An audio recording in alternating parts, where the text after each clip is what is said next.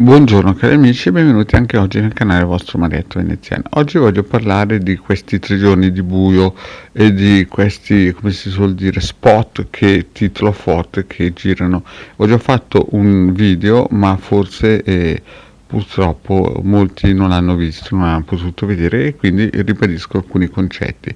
Però prima di tutto il vostro Marietto vi vuole chiedere di iscrivervi al canale YouTube del Degada, al canale YouTube del vostro Marietto Veneziano, di venirci a trovare nei nostri gruppi Facebook e anche in Telegram, dove ogni lunedì sera il Legale Marietto Veneziano coadiuvati da Midas tengono un percorso esoterico gratuito e anche in un certo senso stiamo costruendo una piccola struttura in cui in futuro dovremo attingere energie per i tempi che arriveranno. Bene, andiamo avanti un po' su questi 3 giorni di buio.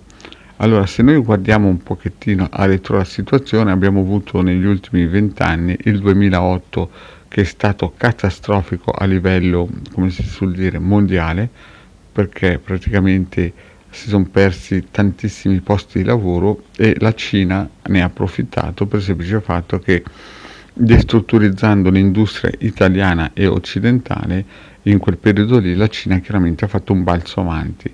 In 15-20 anni la Cina è riuscita a prendere quello che l'Occidente ci ha messo 300 anni come conoscenza. Quindi diciamo che la Cina ha fatto un colpo da leone.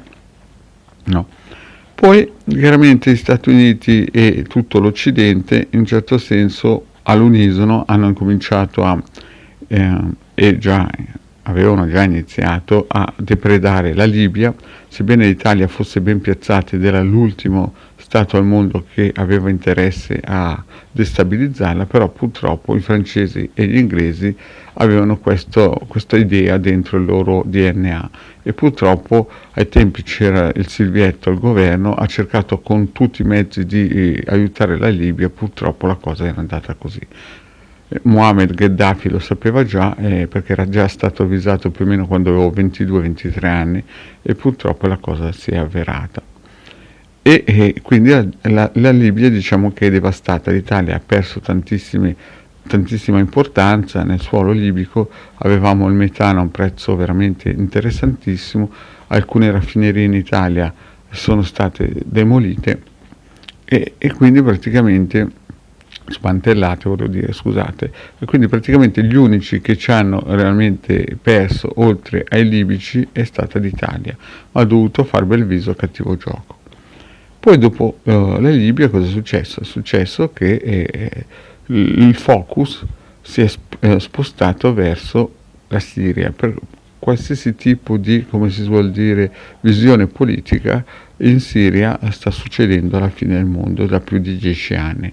La nostra fortuna è che c'è Bashar Assad che ha il contro quello che si dice e riesce a resistere a difendere questo popolo costruito nel 1945, tira e molla.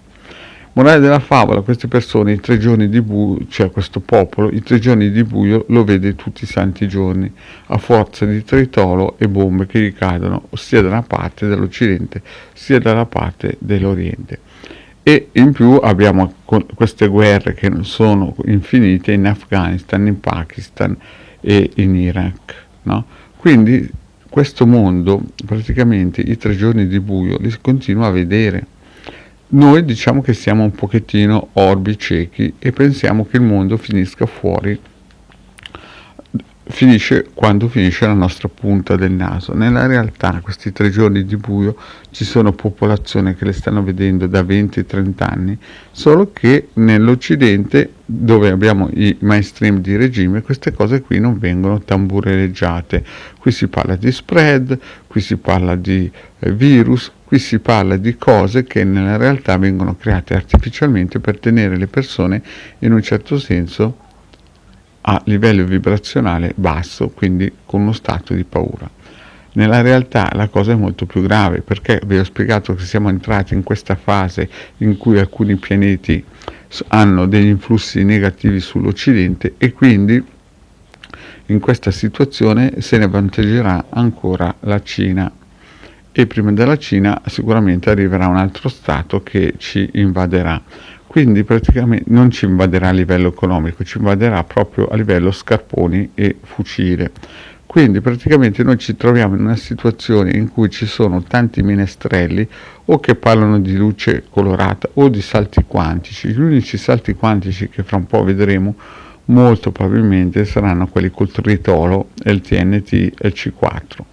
Il resto, questi salti quantici da New Age o angeli colorati e di qua di là, molto probabilmente esisteranno anche, ma mi domando perché non vanno in Siria, in Libia, in Afghanistan, in Iraq, in altri paesi in guerra totale, o in Messico, dove vi ricordo che in Messico non c'è la guerra, ma c'è una guerra civile in cui ogni anno muoiono dai 20 ai 30.000 civili uccisi dai cartelli della droga. Quindi voi capite che tutti questi menestrelli che parlano di angeli colorati, salti quantici, quinte dimensioni, UFO, atterraggi sulla Luna, e tutto quel ambaraban che ci sta dietro è solamente una cosa pilotata per distrarre l'opinione pubblica a credere nelle favole.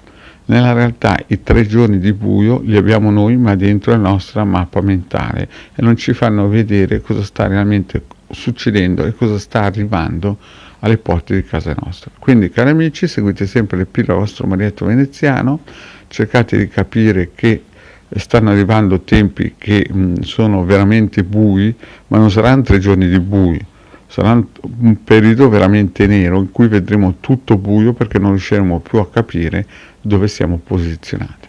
Bene, cari amici, il vostro Marietto però vi dice che ha non asso nella manica, ma qualcosa che può dare per aiutare questa situazione e per rallentarla. La prima cosa, attivate le book del Avvocato Ceratini che il vostro Marietto ha già messo 5 anni fa in previsione in questi periodi piuttosto importanti, e poi seguite sempre il pillole del vostro Marietto ed lei legata. Grazie cari amici e alla prossima, ciao.